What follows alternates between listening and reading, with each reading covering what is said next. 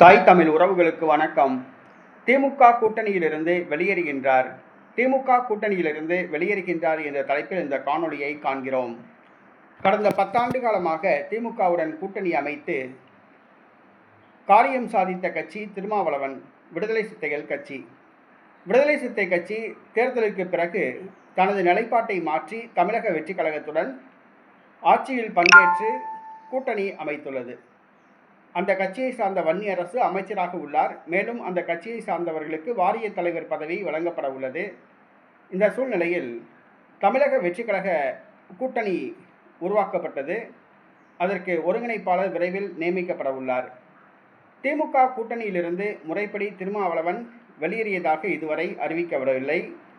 ஏனென்று சொன்னால் நிலைமை எப்படி வேண்டுமானாலும் மாறலாம், மீண்டும் திமுக கூட்டணிக்கு திரும்ப வேண்டியது வரலாம் என்ற காரணத்தினால் திமுக கூட்டணியிலிருந்து தான் வெளியேறியதாக இன்னும் திருமாவளவன் அறிவிக்கவில்லை. காங்கிரஸ், மதிமுக, இந்திய யூனியன் முஸ்லீம் லீக் ஆகியவை அறிவித்துவிட்டன. கம்யூனிஸ்ட் கட்சிகள் அறிவித்துவிட்டன. திருமாவளவன் மட்டும் அறிவிக்காமல் உள்ளார். இந்த சூழ்நிலையில் இன்னும் ஒரு சில நாட்களில் திமுக கூட்டணியிலிருந்து வெளியேறுவதாக முறைப்படி அறிவிக்க உள்ளார் திருமாவளவன். தற்பொழுது தமிழக வெற்றி கழக அரசில் பங்கு பெற்றுள்ளார்.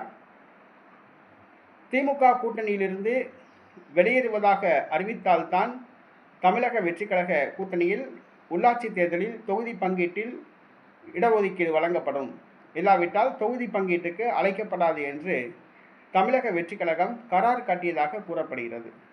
ஏற்கனவே தங்களது ஆதரவை வாபஸ் பெற வேண்டுமானாலும் வாபஸ் பெற்றுக் கொள்ளலாம் என்று விடுதலை சிறுத்தைகள் கட்சிக்கு தமிழக வெற்றி கழகம் கூறிவிட்டது. தற்பொழுது திமுக கூட்டணியிலிருந்து வெளியேறாமல் மதில் மேல் பூனை போன்று திருமாவளவன் இருப்பதால் தமிழக வெற்றி கழகம் கரார் காட்டியுள்ளது. திருமாவளவன் இன்னும் ஒரு சில நாட்களில் திமுக கூட்டணியிலிருந்து வெளியேறுவதாக முறைப்படி அறிவிக்க உள்ளார்.